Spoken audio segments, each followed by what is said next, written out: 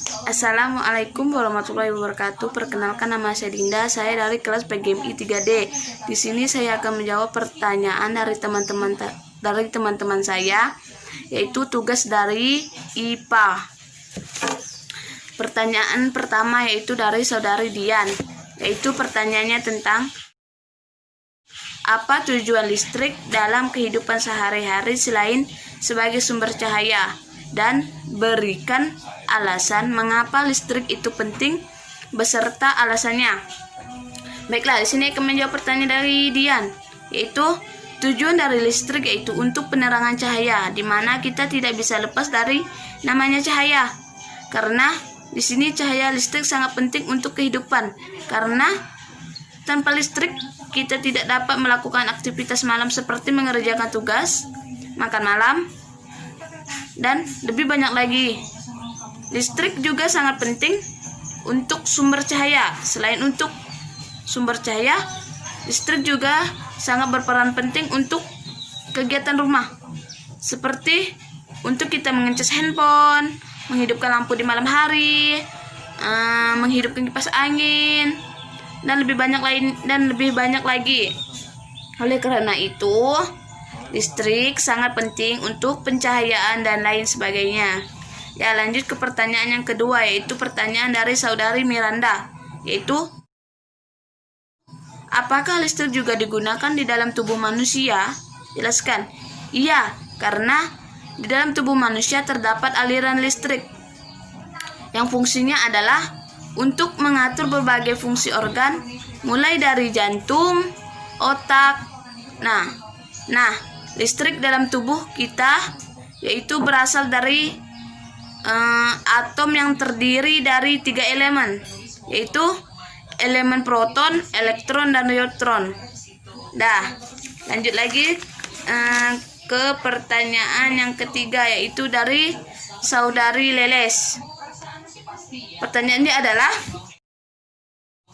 bagaimana proses cara menghasilkan daya listrik dan bagaimana listrik itu dibuat. Proses menghasilkan daya listrik adalah dengan cara menyalakan lampu dan menghidupkan kipas angin, dan lebih banyak lagi proses menghasilkan daya listrik lainnya.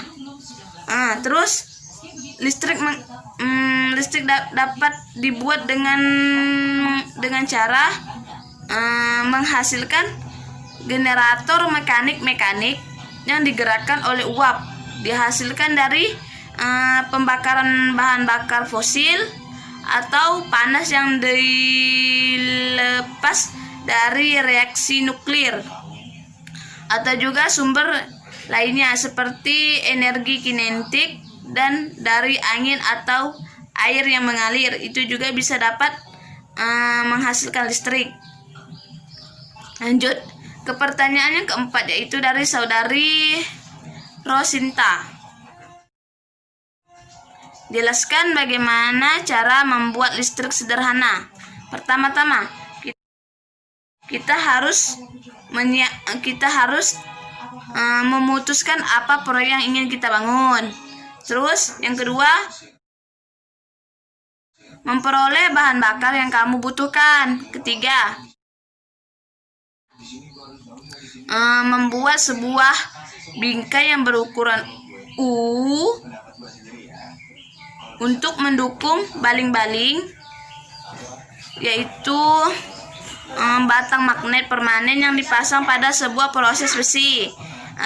Yang keempat, mengebor 2 lubang berukuran 0,6 cm pada kedua bingkai yang tegak sejajarkan sehingga batang berukuran 0,6 cm. Poros baling-baling dapat melalui keduanya tanpa terikat. Terus yang kelima, mengebor sebuah lubang yang berukuran 0,6 cm melalui bagian tengah batang magnetmu pada bagian yang rata yang paling lebar, ya, jangan sampai salah. Terus yang keenam, menggeser poros besi melalui satu sisi untuk mendukung bingkainya geser untuk bingkainya. Kemudian geser magnet ke poros tersebut. 7. Memotong sebuah bagian dari kertas atau lubang kardus dengan ukuran 10,2 cm. Yang ke-8 yaitu menggulung kawat tembaga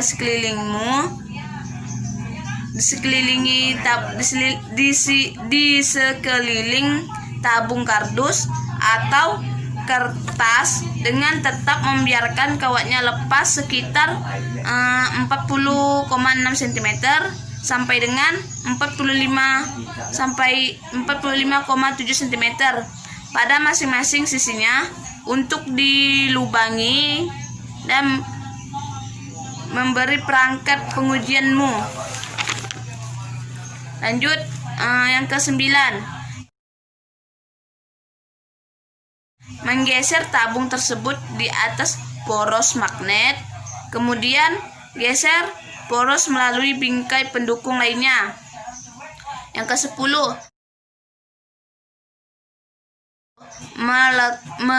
Melekatkan magnet ke porosnya pada bagian tengah. Kedua pendukungnya menggunakan lem yang dilelehkan dengan panas yang memiliki kekuatan tinggi atau epeksi. 11.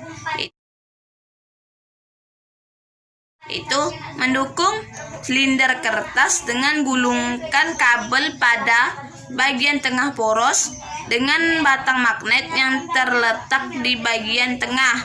Gulungkan kabel. Lanjut yang ke-12,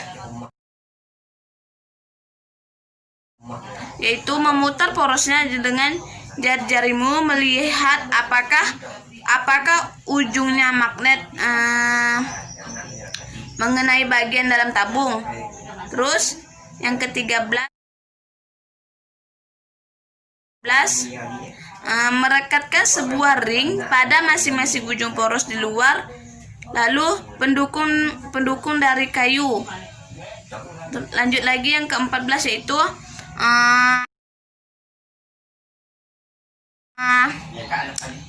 menempelkan kedua kabel yang lepas pada ujungnya. Gulungkan ke sebuah bahlom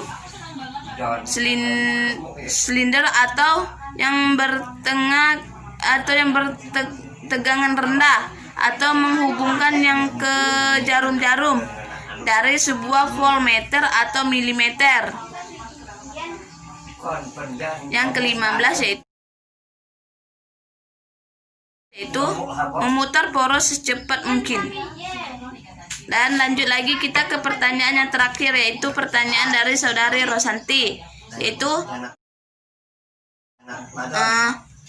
apakah mengenai pembangkit listrik tenaga angin jika tidak menggunakan yang pertanyaan yang kelima itu mengenai pembangkit listrik tenaga angin jika menggunakan ini pastikan harus menggunakan angin yang kuat. Apakah jika sewaktu-waktu angin tidak begitu besar, apakah listrik bisa berjalan? Menurut saya ya, tetap berjalan karena pembangkit listrik tenaga angin ini hanya membutuhkan angin sebagai penghemat energi listrik yang digunakan. Agar energi listrik tidak habis, maka pembangkit listrik tenaga angin ini hanya sebagai pembantu listrik yang sebenarnya. Jika angin tidak kuat itu listrik tetap akan berjalan. Mungkin listrik tenaga angin ini kan sebagai pembantu, maka jika angin kencang maka listrik akan lancar gitu.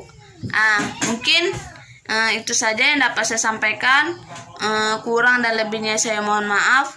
Wassalamualaikum warahmatullahi wabarakatuh.